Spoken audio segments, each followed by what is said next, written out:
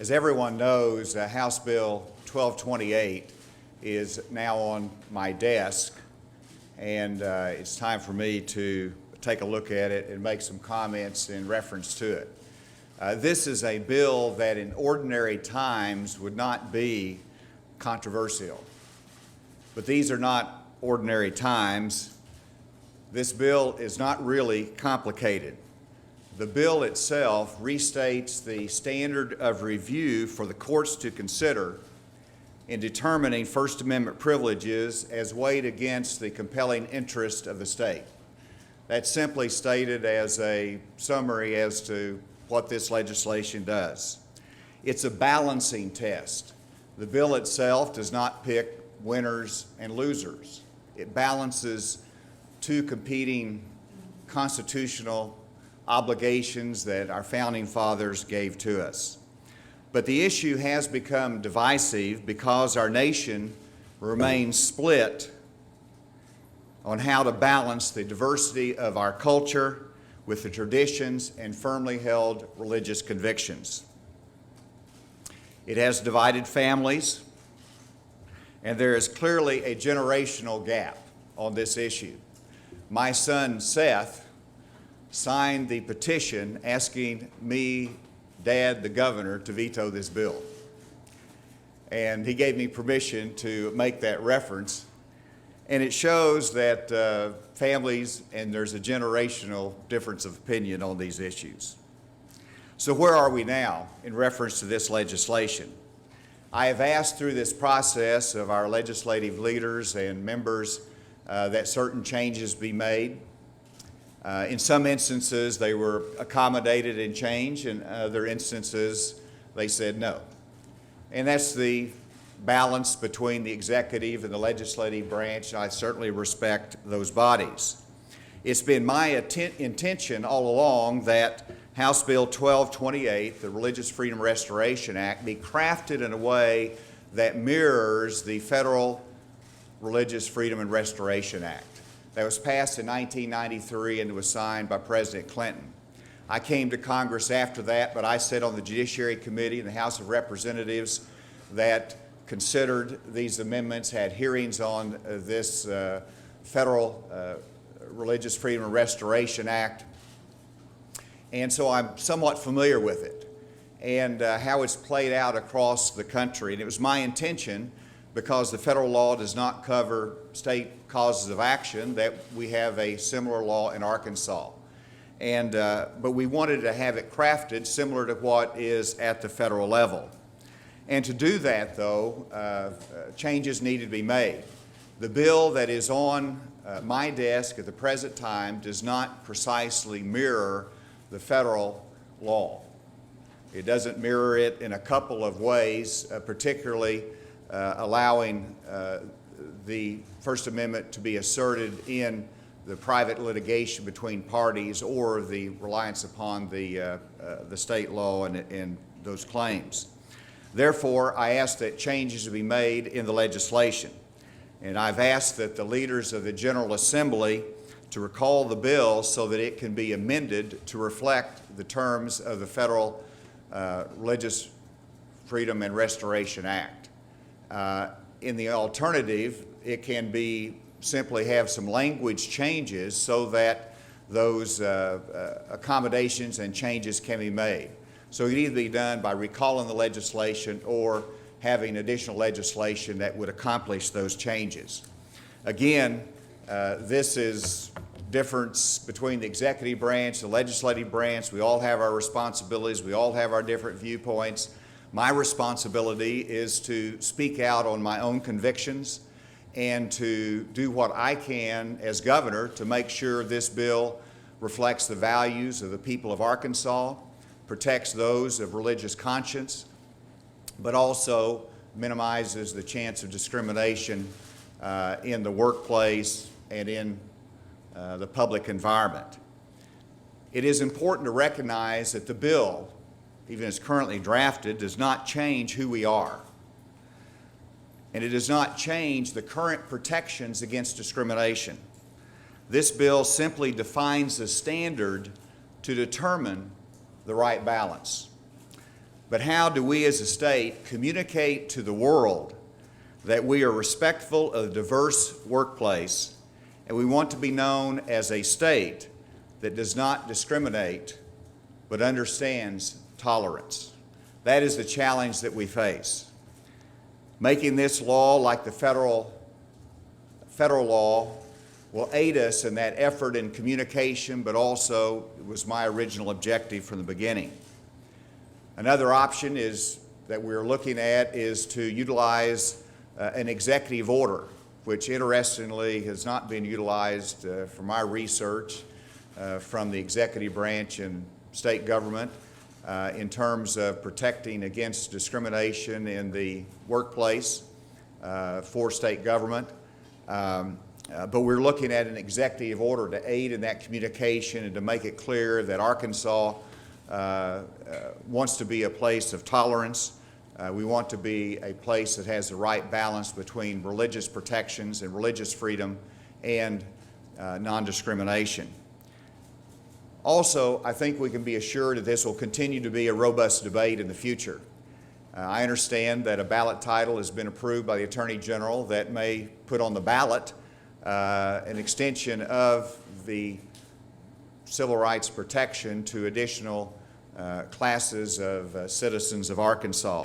That debate will continue and ultimately be determined by the people of this state, either through their legislative body or through a vote of the people.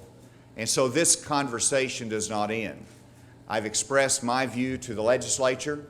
It is up to them to respond to the request of the governor that changes be made in the current bill to make it reflect the federal law that I think sets the right tone for Arkansas in its future. We'll look at additional action down the road as needed, partly depending upon the action that the legislature might take. With that, I'll see if the President has any comments. Thank you, Governor.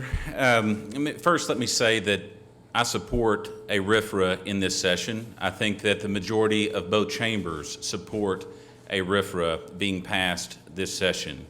I think there are some complications, and if I'm just being blatantly honest, I've been in the middle of the budget debate, probably as much as anything else the last few days.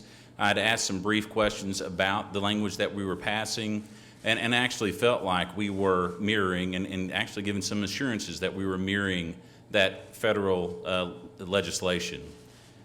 And it's my understanding through the business community, other folks in the state of Arkansas, that that was not the case, that this is not, does not mirror the federal RFRA language, and will actually open the door to some probabilities or uncertainties.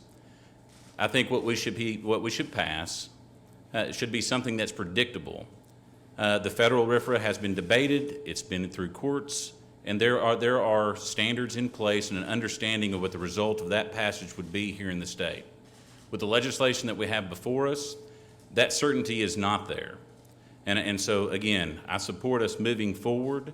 I support, and right now, just to be candid, we are having those discussions in the Senate about making those alterations. There's not a conclusion to that discussion, but we want to be sure that our membership has all the information they can in front of them, and they can make a decision if this is like a change in the course that they'd like to take. Thank you, Governor. Questions? Roby? So, do you have agreement from the legislators that you need for this plan to work, for the bill to be recalled and the amendments stripped down to mirror federal law? Do you have what you need in terms of commitments? I do not. I have communicated to them my desire. I've made the request to them. I've spoken to the House caucus. I've spoken to the leadership. But I do not have a commitment as to what action they will take. Will you be? If this were not fixed, for want of a better word, and you issued an executive action, would that have any bearing on private lawsuits, or is simply for state agencies? In other words, would that actually fix the problem that you're addressing? It separates you from federal. You mean if it's not fixed? If it goes forward as what is on your desk. Right. And you issue executive action, presumably that would only apply to state agencies, therefore the issue of private lawsuits would also be. Yes, correct. My executive order will not be the same as a legislative fix.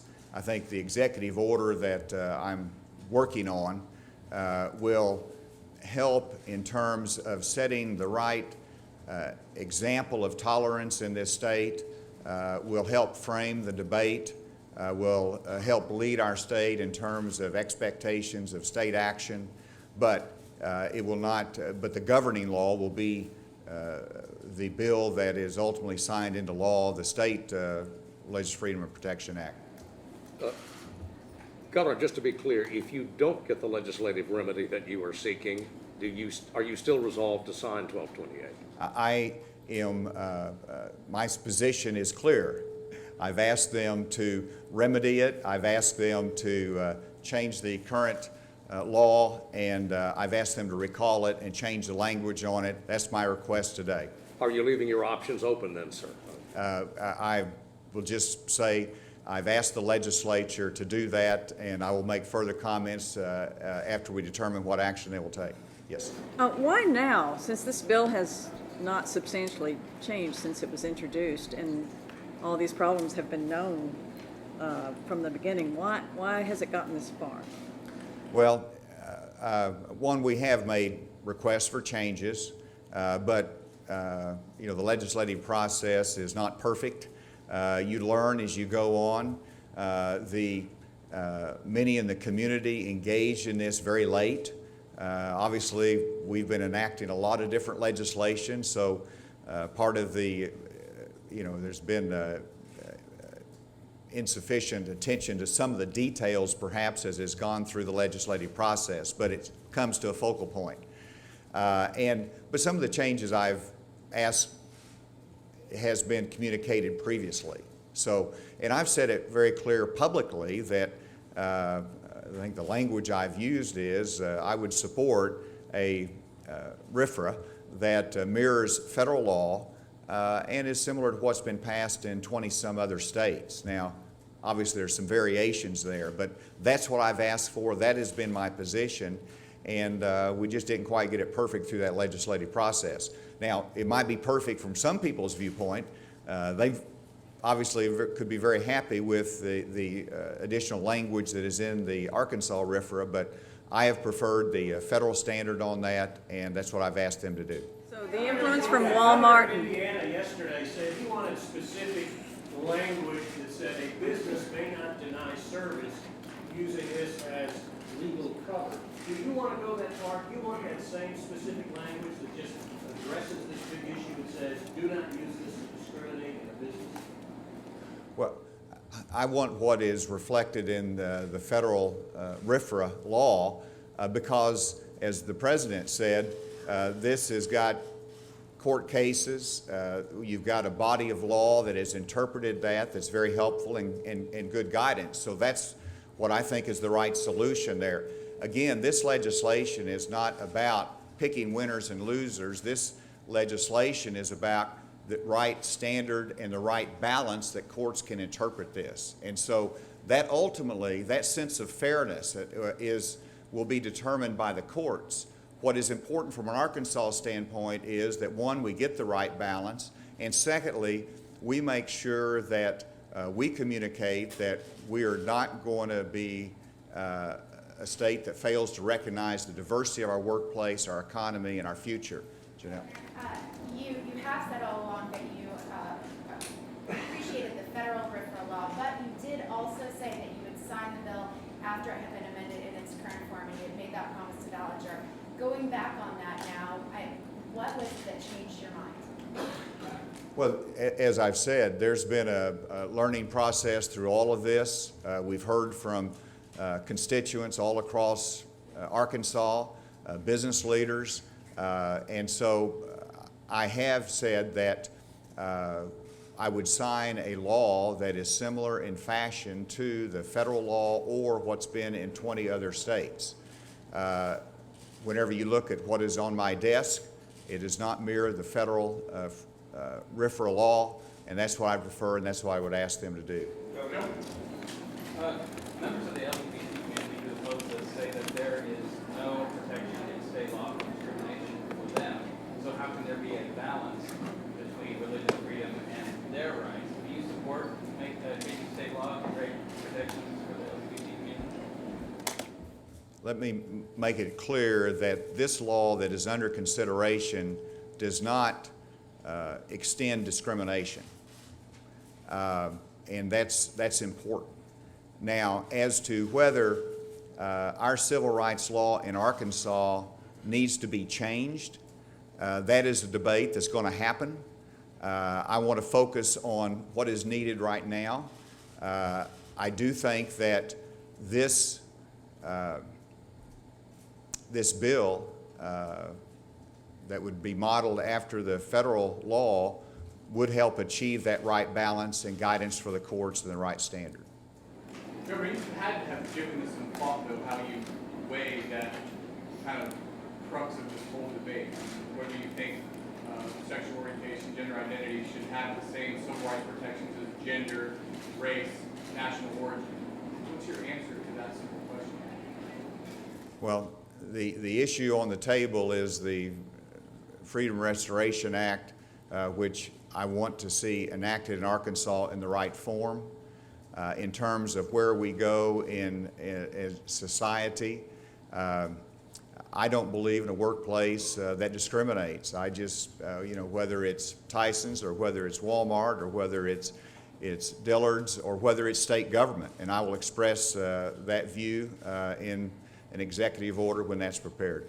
Governor, several of the larger private sector businesses across the state, the largest employers, have urged you to veto this bill through public statement. Have you had direct communications with these leaders? And if so, what role did these conversations play in your call for some amendments to this bill? I have had some communication personally with some of the business leaders across the state. Others have communicated in different fashions. And they raise an important issue. And I don't think it's necessarily based upon what's in this law as much as how it's being construed nationally. And so it is a concern. And that's why we have to, as a state, look for means to communicate that we recognize the diversity of our workforce.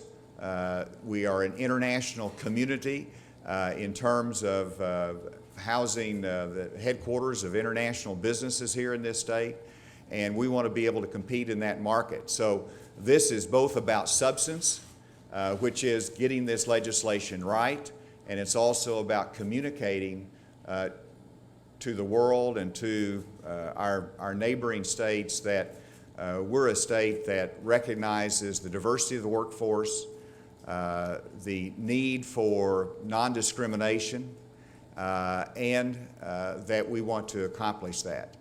And so we have to look for ways to communicate that effectively. That's what we're doing right now. And the businesses are doing that right now, and they've really been good partners to communicate that very effectively. Question for Senator Dismang and Speaker Gillum. Can you guys cobble the votes together to get done what the governor wants to get done? What do you have to do? Where are you now in terms of commitments?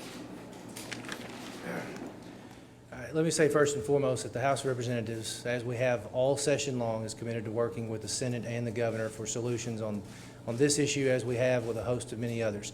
We're working through the process now. We're seeing what the dynamics are going to be and what the logistics, and we're going to take them as we go. So. I'm sorry. No, please. I mean, the one thing that we want to make sure is that each member has a chance to take a look at the language that we're discussing. And I think before that, it's probably premature to say that, that there's going to be an agreement. I would hope that there is one, again, really from my perspective, because of the uncertainty that the language has in place if it were to become law. And one thing I do want to say and I think I won't speak for each member, but I will say I've not spoken to a member that wants RFRA, even this state version, to be something that allows for discrimination. I think I would challenge anyone to find a member that would say that they're wanting to utilize this RFRA law to allow for further discrimination. And I think that's important in the context of what we're talking about doing, because if we do utilize the federal RFRA and its language, which is proven, which has been through the court process, I think we have the same result as even we had if we were to pass and continue on with the state language. With the exception, we have certainty, which again, I think is important. So thank you. Listen, this conversation will continue. I thank you for your attention today. Obviously, there's more work to be done, but I wanted to give you an update with this. One final question. Okay, I just want to clarify, it went through this entire process. We have lawyers who are writing these bills, looking at them. Mr. Ballinger told us over and over again, this is the same law as the federal RFRA. It's the same law that's in all these other states. Did we honestly not realize that that simply wasn't true? Well, every member would have to speak for themselves. In terms of my view on it, I have asked for changes through the process. Some have been accommodated and some have not been accommodated.